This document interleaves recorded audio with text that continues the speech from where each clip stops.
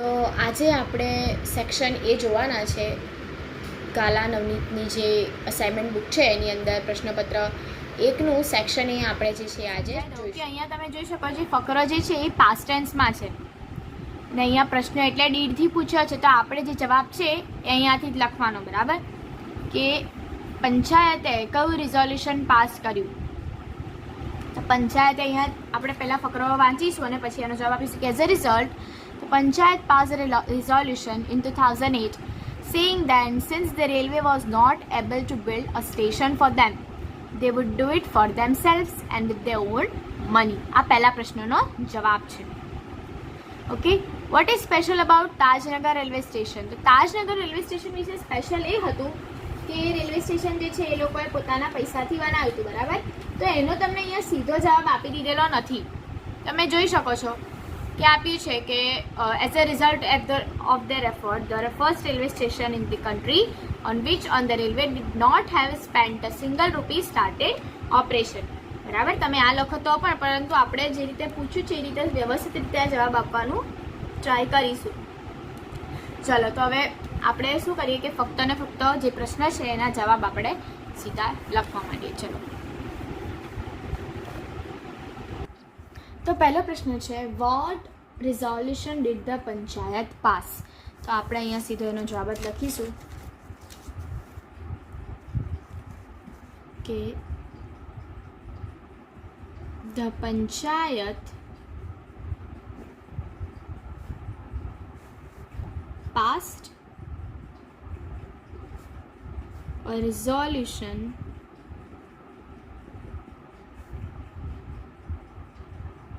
saying that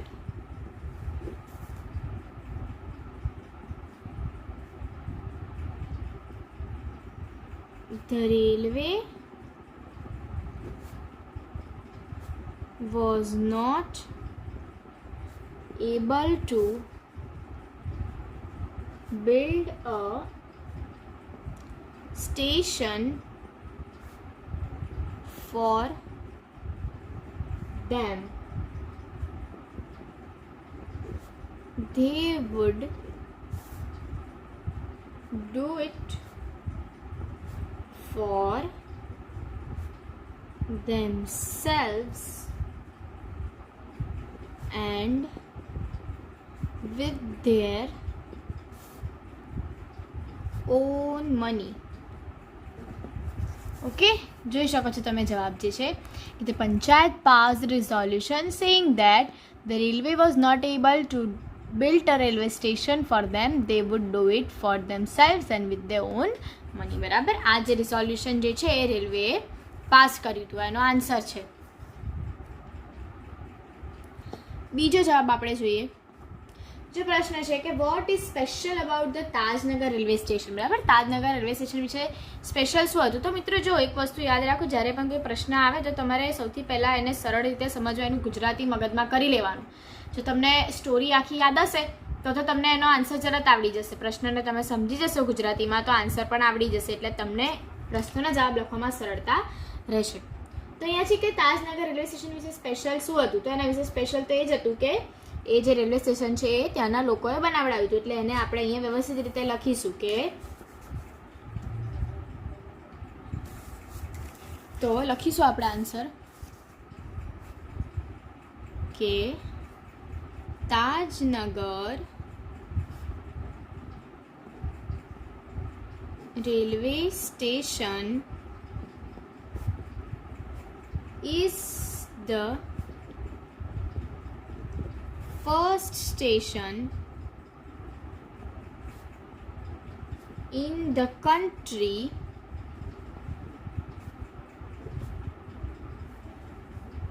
on which the railway did not spend a single rupee as it was built with the people's money, બરાબર. ત્યાંના જે રહેવાસીઓ હતા એમના પૈસાથી જ બન્યું હતું. ઓકે, હવે આપણે ત્રીજો પ્રશ્ન જ જોઈશું. હવે દરેક 4 કે 5 ફકરા આપેલા હોય છે. 10 માર્ક્સનો પ્રશ્ન છે અને દરેક ફકરાની અંદર 2 પ્રશ્નો હોય છે. આ જે છે આપણે પહેલો ફકરો જોઈએ, બીજો ફકરો જે છે જોઈશું એટલે કે પ્રશ્ન નંબર 3. તો એની અંદર અરુણ કૃષ્ણમૂર્તિનો એક પેરેગ્રાફ આપ્યો છે. પેરેગ્રાફ તમે જોઈ શકો છો. I have supportive parents who understand that my interest was the environment. They have never stopped me from doing what I want. On my part, I also made sure that did not fail my parents in any way. I always informed them about everything I did and took their advice before jumping into the action. બરાબર. તો પહેલો પ્રશ્ન છે, what does Arun say about his parents? તો અરુણે એના માતા પિતા વિશે શું કહ્યું હતું? તો અહીંયા આપણે જવાબ આપેલો છે, આપણે હવે લખીશું.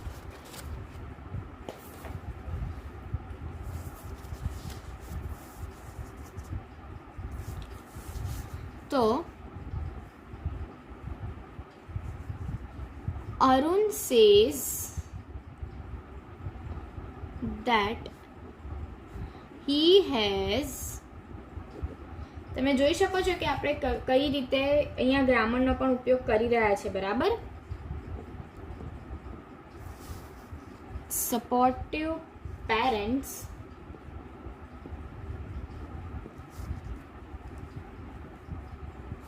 who understand, જ્યાં માય હોય ત્યાં આપણે હિસ કરવું પડે જો છોકરાની વાત કરી હોય તો, કારણ કે આપણે પ્રશ્નનો જવાબ લખી રહ્યા છે, બરાબર. આપણે અરુણ છે એ રીતે આપણે વાત નથી કરી રહ્યા, આપણે એના વતીની વાત કરી રહ્યા છીએ, એટલે આપણે અહીંયા આઈ હોય ત્યાં હિસ કે હર કે હિમ કરવું પડે. ઓકે, તો Arun says that he has supportive parents who understand that his interest, બેઠો જવાબ નહીં લખી દેવાનો, ભલે ફકરામાંથી આપ્યું હોય. his interest was the environment. Okay, and they never stopped him from what he want. Okay, and they never stopped him from doing what he wants. Okay, તમે જોઈ શકો છો કે આપણે આજે ત્રીજા પ્રશ્નનો જવાબ કઈ રીતે લખ્યો. હવે બીજો પ્રશ્ન છે એ જ ફકરાનો કે how did Arun make sure that he never failed his parent, બરાબર. તો અરુણને કેવી રીતે એના માતા પિતાને ક્યારેય ડિસઅપોઇન્ટ નથી કર્યા? તો અરુણ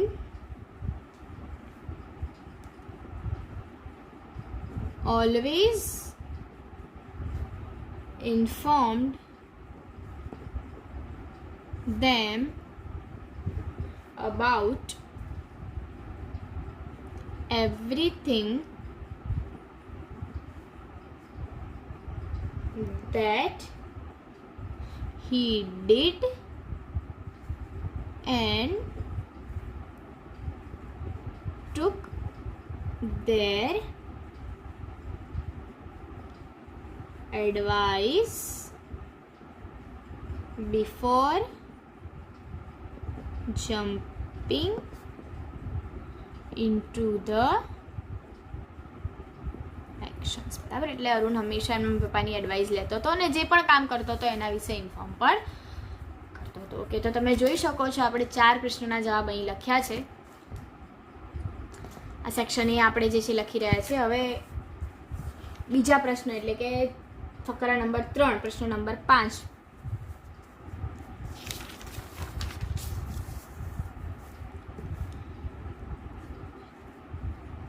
આગળનો જે ફકરો છે એ પાયરોટેકનિક્સ, બરાબર, જે 5મું જે ચેપ્ટર છે એ 5મા ચેપ્ટર પર આ ફકરો છે. ફાયરવર્ક ગન પાવડર તમે જોઈ શકો છો. However, the Chinese are generally considered the pioneer of pyrotechnics. They are said to have developed black powder more than 1000 years ago. It took at least 200 years for the knowledge to spread to the West, and it was only in 1242 that English monk Roger Bacon revealed the formula, and it was only it for black powder.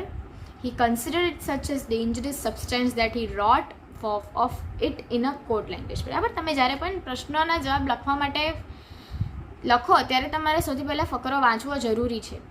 તમે ફકરા વાંચ્યા વગર જો તરત જ તમે આમ જવાબ શોધીને લખી કાઢશો તો તમને આગળ પાછળ કંઈ લખવાનું આવે વધારો છું તો તમને આઈડિયા રહેશે નહીં. એટલે થોડું ઉતાવળમાં પણ ફકરો વાંચવાનો હંમેશા, ક્યારે એને વાંચ્યા વગર જવાબ લખવાના નહીં. તો બે પ્રશ્ન છે, તમે જોઈ શકો છો કે what are said to be the pioneers of pyrotechnics? Who are said to be the pioneers of pyrotechnics? બરાબર, તો અહીંયા પહેલી લીટીમાં આન્સર છે Chinese are generally considered the pioneer of pyrotechnics. એટલે આપણે આન્સર એ રીતે લખીશું કે Chinese are said to be the pioneers of pyrotechnics.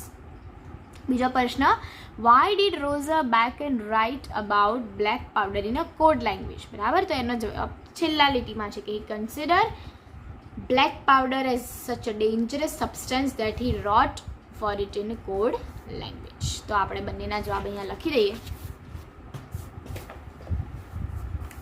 કે who are said to be the pioneers of pyrotechnics?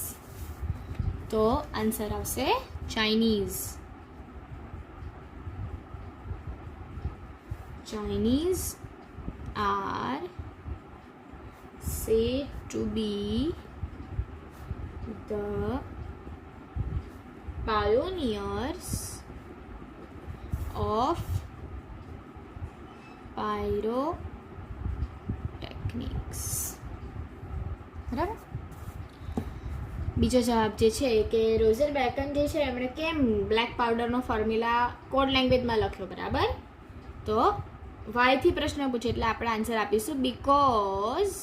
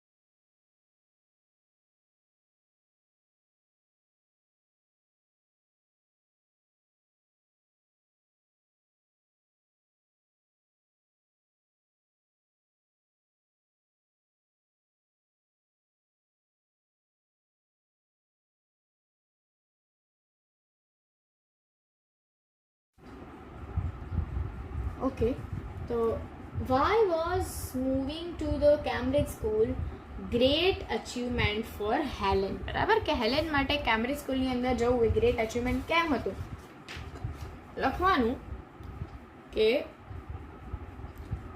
Great achievement for lady like me who was blind and deaf could not barely produce sound for communication. બરાબર, આ એનો answer છે, પણ એને આપણે કેવી રીતે લખીશું જોઈએ. તો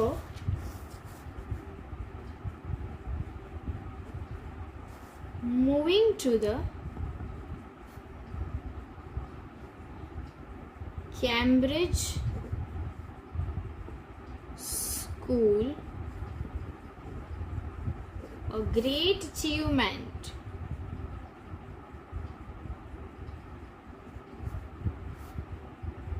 for Helen because. બરાબર, જ્યારે ભાઈ આવે ત્યારે આપણે આ રીતે લખીશું પ્રશ્ન. કેમ ભાઈનો અર્થ થાય એટલે એનો અર્થ આપણે એનો જવાબ લખવાનો કે because she was blind, deaf and could barely produce sounds for communication. ઓકે, તો આ જે છે એ 9મા પ્રશ્નનો જવાબ છે. છેલ્લો પ્રશ્ન કે how did Helen appear for her exams. હેલેને એની પરીક્ષા કેવી રીતે આપી? તો અહીંયાનો આન્સર છે કે her teacher spelled out the question in her hand and she typed out the answers. બરાબર, in the exam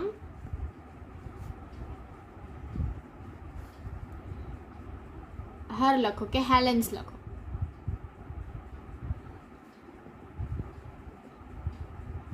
her teacher spelled out the questions in her hand and she typed out the answers. બરાબર, તો આ રીતે આપણે 10 પ્રશ્ન જે છે એ પૂરા કર્યા. તમે જોઈ શકો છો સેક્શન એ પ્રશ્ન નંબર 1, 2, 3, 4, 5, 6, 7, 8, 9 અને 10. બરાબર, સેક્શન એ પ્રશ્નપત્ર નંબર 2નું આપણે અહીંયા પૂરું કરીએ છીએ. ઓકે, હવે આ ફક્ત અને ફક્ત પ્રશ્નના જવાબ પૂરા થયા. પ્રશ્ન નંબર 11 પણ છે અને 12 અને 13 જે છે એ ખરા ખોટા છે. બરાબર, એટલે અહીંયા આપણે પ્રશ્નના જવાબ ફક્ત 10 માર્ક્સના જે છે પૂરા કર્યા છે. બાકી તો જે આખો સેક્શન છે એ કેટલા માર્ક્સનો છે આપણે આગળ જોયું છે. એ સેક્શન એ કંઈ 16 માર્ક્સનો બતાવવામાં આવ્યો છે.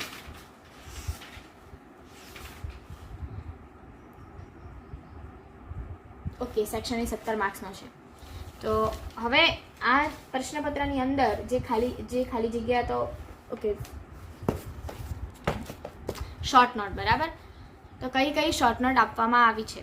પાલક્કડ ડિસ્ટ્રિક્ટ લાઇબ્રેરી અને કોન્ફ્લિકોમ રામસિંગ 070 વિથ ઇટ સેલ્ફ. હવે આ બંને શોર્ટ નોટ મેં પેપર સોલ્યુશનના રૂપે લખીને રાખી છે, જેથી કરીને તમે એમાંથી વિડીયોની અંદરથી શોર્ટ નોટ પણ જોઈ શકો છો. ટ્રુ ફોલ્સ, તો આપણે અહીંયા જે છે એ ટ્રુ ફોલ્સ સોલ્વ કરી દઈએ. પછી હું તમને શોર્ટ નોટ બતાવી દઉં. ટ્રુ ફોલ્સનો જે છે એ પ્રશ્ન નંબર છે 12, 13, 14, 15. ઓકે, પહેલું જે ટ્રુ ફોલ્સ છે એ છે કે a mother's parts should be movable and replaceable. Okay, મમ્મીના પાર્ટ જે છે એ મૂવેબલ અને રિપ્લેસેબલ છે, તો એ ટ્રુ છે કે ફોલ્સ? તો એનો જવાબ આવશે ટ્રુ. હવે વિદ્યાર્થી મિત્રો, તમારે પરીક્ષાની અંદર પ્રશ્ન લખવાની કે ટ્રુ ફોલ્સના વાક્ય લખવાની જરૂર નથી. તમારે ફક્ત ને ફક્ત વાક્ય જોઈ અને નંબર મારીને ટ્રુ કાં તો ફોલ્સ એટલું લખવાનું છે, બરાબર. પણ અહીંયા તમને પેપર આપણે સોલ્વ કરાવડાવીએ છીએ, એટલે તમારી પાસે ગાલાની જો જે તે પેપર સ્ટાઇલ જે છે ગાલાની અસાઇનમેન્ટ બુક એ ના હોય તો તમે વસાવી લો તો તમારા માટે સારું રહેશે. તમને સોલ્યુશન તો અહીંયા આપેલા જ છે, તમને પ્રશ્ન પણ જોવા મળી જશે. બીજું છે કે the first word that Helen learnt was water. હેલેને સૌથી પહેલો શબ્દ પાણી એ શીખ્યો હતો, સાચું કે ખોટું? તો આ જે છે એ ફોલ્સ છે, બરાબર, કારણ કે હેલેને સૌથી પહેલો શબ્દ કયો શીખ્યો હતો? ડોલ. ઓકે, આગળ. Fireworks are manufactured, okay,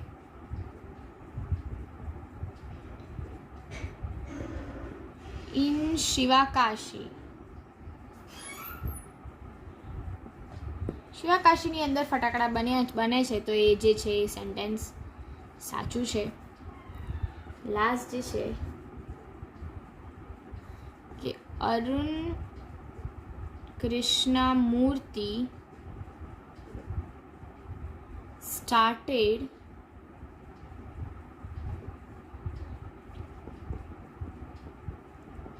EFI when he was 17 years old. તો આ વાક્ય પણ જે છે એ ટ્રુ છે, બરાબર. તમે જોઈ શકો છો ટ્રુ ફોલ્સની અંદર એક ફોલ્સ અને બાકી 3 વાક્ય જે છે ટ્રુ આપ્યા છે. હવે મેં તમને કીધું એ પ્રમાણે આપણે શોર્ટ નોટ જોઈ લઈએ. જે 2 શોર્ટ નોટ અહીંયા આપી છે. ઓકે, આ રે પલક્કડ ડિસ્ટ્રિક્ટ લાઇબ્રેરી વિશે 3 માર્ક્સની શોર્ટ નોટ છે. તમને પોઈન્ટ્સ આપ્યા છે, તો 6 કે 7 પોઈન્ટ કંઈ હોય છે, તો એ દરેક પોઈન્ટ શોર્ટ નોટમાં આવવા જોઈએ, બરાબર, કમ્પલસરી. એ રીતે તમારે શોર્ટ નોટ લખવાની છે. તમે જોઈ શકો છો કે મેં કેટલા વ્યવસ્થિત રીતે અહીંયા 3 માર્ક્સની શોર્ટ નોટને લખી છે. જ્યારે શોર્ટ નોટ લખો ત્યારે વિદ્યાર્થી મિત્રો ખાસ ધ્યાન રાખજો કે વ્યવસ્થિત તમે સારા અક્ષર કાઢો. આ ભાષા છે એટલે એની અંદર અક્ષરનું ખૂબ જ મહત્ત્વ છે. છૂટું છૂટું લખવાનું, અક્ષર સારા કાઢવાના, જેમ બને એમ ચેકાચેક ના કરવું, જેથી કરીને તમારું પેપર જે છે એટલું અટ્રેક્ટિવ દેખાય. પલક્કડ ડિસ્ટ્રિક્ટ લાઇબ્રેરી વિશે અહીંયા શોર્ટ નોટ છે. ઓકે, અને બીજી જે શોર્ટ નોટ છે એ conflict of Ramsingh 070 with itself. રામસિંગને પોતાની સેલ્ફ સાથે કેટલી પ્રોબ્લેમ થયેલી, બરાબર, એને શું કોન્ફ્લિક્ટ કે તકલીફ પડી હતી જેથી કરીને એણે પોતાને ડિફ્યુઝ કરી દીધું. તો આ એની શોર્ટ નોટ છે.